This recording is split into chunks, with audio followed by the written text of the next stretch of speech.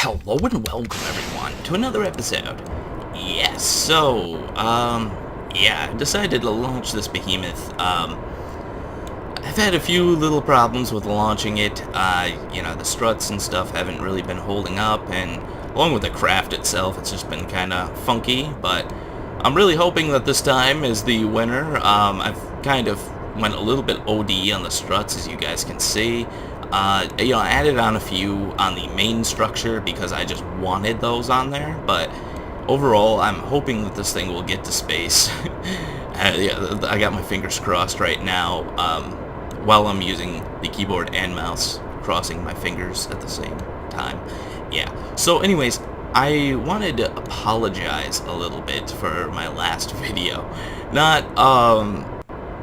because, I did anything wrong, it's more of, I just kind of carried on my conversation about the kind of state of gaming, if you want to call it that, a little bit too long. I mean, I'm sorry that I kind of, it just went on way longer than, the actual mission and everything else, but I just really can't help to feel like, I'm just so passionate about gaming, and everyone that watches this channel, I'm pretty sure, is just as passionate as I am, but,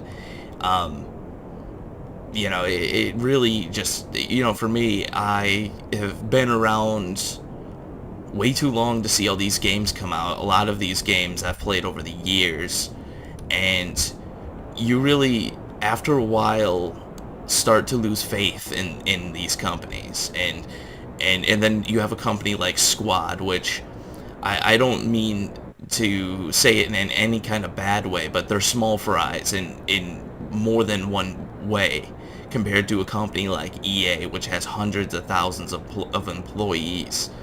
And you see a game like Squad, where they release this game, they have, they tell you, okay, well, if something's broken, we'll eventually fix it. And, we're going to do our best just to keep this game, we're going to do the best just to get this game working and, everything else. And you see them, and they just hit the nail on the head perfectly.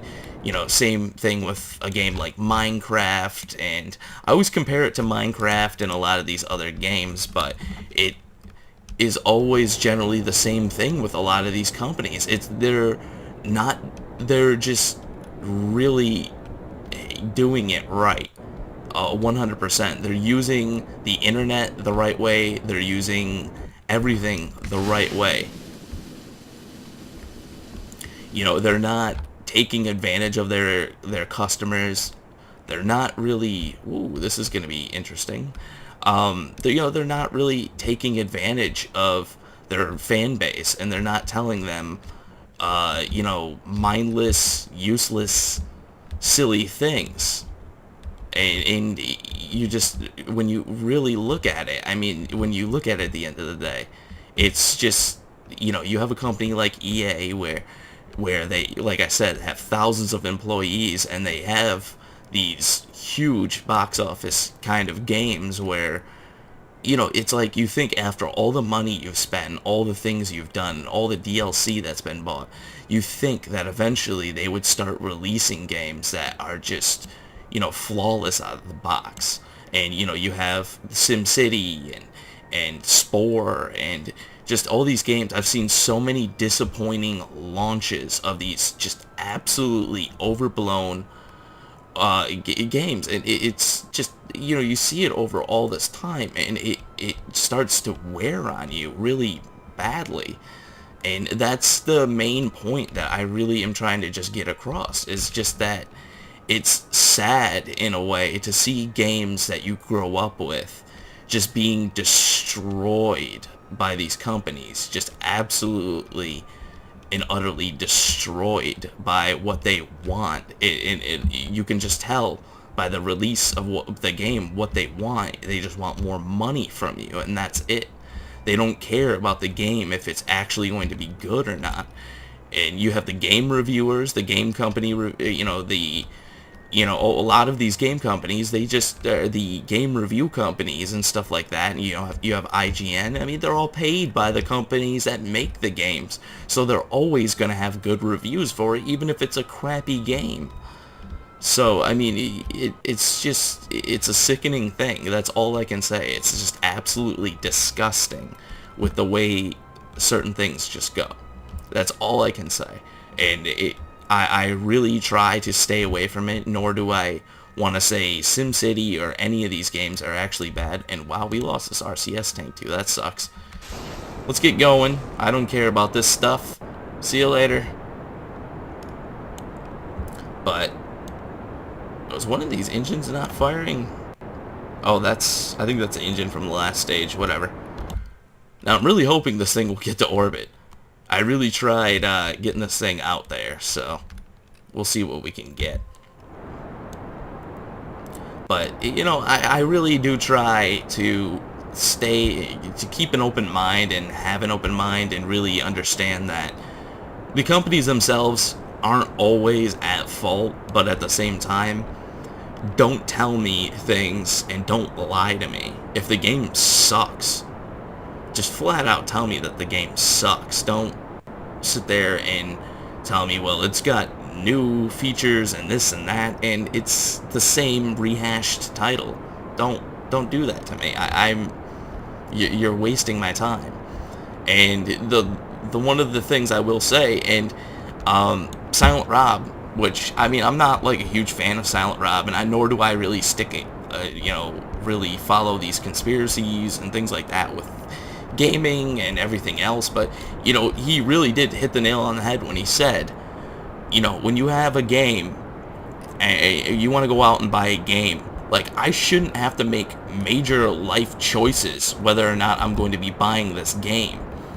Like, there shouldn't be it shouldn't be require me sitting there going, well, if they release DLC, am I going to buy the DLC? Am I going to do this? Am I going to have to do that? Am I going to have to do this? And it's like, you know, okay, well, you know, I'm not going to have to I don't want to have to sit there and think about whether or not the game is going to be good. It should just be good. If the game's good, then it should be good. That's the way it should be. I shouldn't have to sit here and think about whether or not I'm going to spend my $60 to buy your game. You know, with Minecraft, it's a fairly low price. You know, when I first bought it, I think it was like $17 or $10 or $12 or something when I bought it.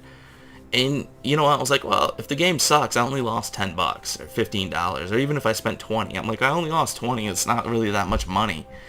And I got more than double to triple the money back just by having fun in the game. And this is my thing. I mean, when I get home after work, I'm like stressed out. I want to sit down, I want to play some video games, I just want to do something, have some fun. And to have that almost taken from me by these companies by saying, okay, well, we're not going to put in the super cool missile launcher or whatever it is in the game, but if you spend $15, then you can have it. Or if you want to play on a map with your friends, the only way you'll be able to play on the map with your friends is if you spend $35 for a map pack, or $10 or $15. It's just nickel and diming you. In any kind of business sense, that's all it is. It's just nickel and diming. That's all it is. Just try to get a little bit more, because they know you're gonna keep coming back. So, you know, you have a game like this, they're not charging for the updates, and you have in Blizzard.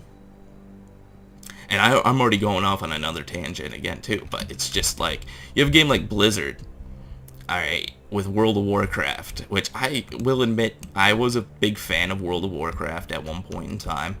I played it for about a year and a half or so when it first came out, before all the expansions and all that stuff, when the game was actually really good, and it had a really awesome community, and it was just overall an amazing game. And all I gotta say is that it's just sad to see every single expansion come out, every single new expansion come out. Like pandas, are you kidding me? Really? Have you literally run out of ideas on how to take money from the people who play your game? Is $15 not enough every month? Like, at what point does it break down to just being that they just want more money? That's all it is. Like, what point does it really break down? You know, I really try to emphasize that. Like, at what point does it break down and why don't you just say we need more money and that's it?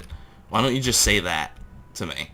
Because if you said that, I'd probably believe you, and I'd probably be like, okay, well, if you need more money because you want to do something new to the game, then here, you know, like, here's another 20 bucks or something. Figure it out. You guys I already pay 15, and then you look at the expansions that come out, and sure enough, each expansion, $30, $50, whatever.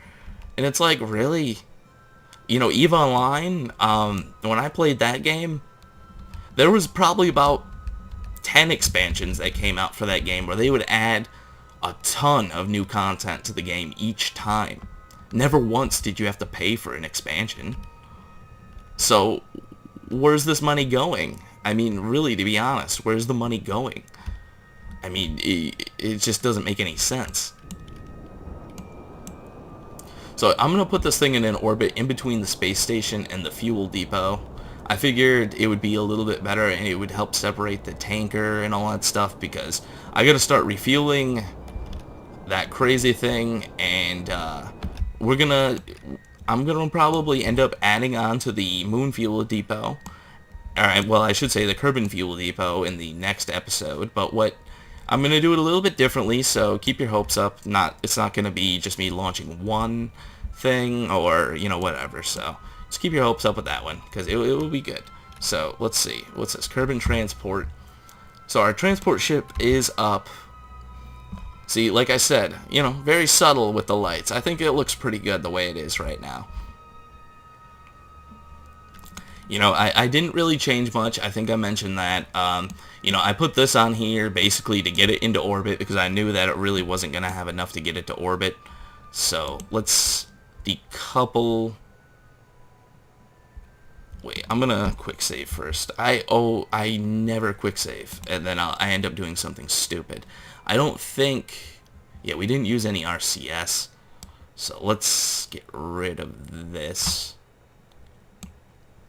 And there we go. I mean, this is our first package piece. Oh yeah, I should mention, I did add more reaction wheels to it. I was talking about it in the last episode, like, oh yeah, I'm not going to go OD on the reaction wheels or anything like that, but just push this away. I'll see you later. Oh my god. There we go. But... yeah, I was like, oh yeah, I'm not going to go OD on the reaction wheels or anything like that. You don't need all that stuff. Yeah, I ended up putting them on there anyways because, I mean, look at this. Look at this maneuverability. Can you complain about this in any kind of way? No, you can't. Exactly. Now, I was going to line this thing up, but I don't really care that much. So, let's do an IVA. This is our main window for our ship. Like, this is, you know, I'm liking it a lot, but the only thing I wish is that when you added modules to, you know, these things, that it would actually open up the docking port and you could actually see into the other module as well.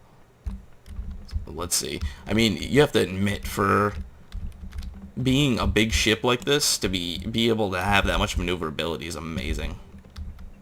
Let's see. I'm just going to line this thing up really nicely. Here we go. Just keep it like that. That way, when we come back to it, we'll be able to, you know, dock up and everything else. And our battery is looking pretty good. We got 49,000 battery. I don't think we really need to add much more battery to it.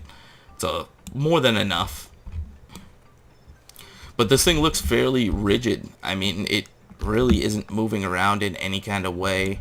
You know, the center, that's the one thing I look for when I build these things too, is there any pieces on it that are actually moving around that are main structure pieces?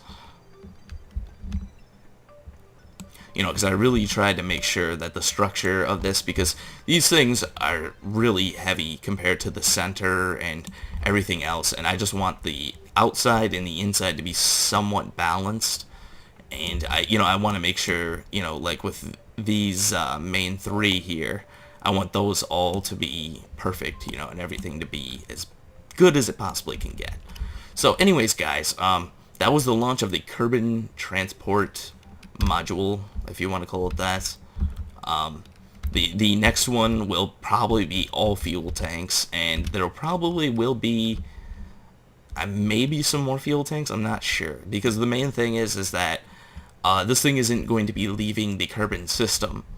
This is going to be strictly to get Kerbals to and from, you know, the moon and every place else.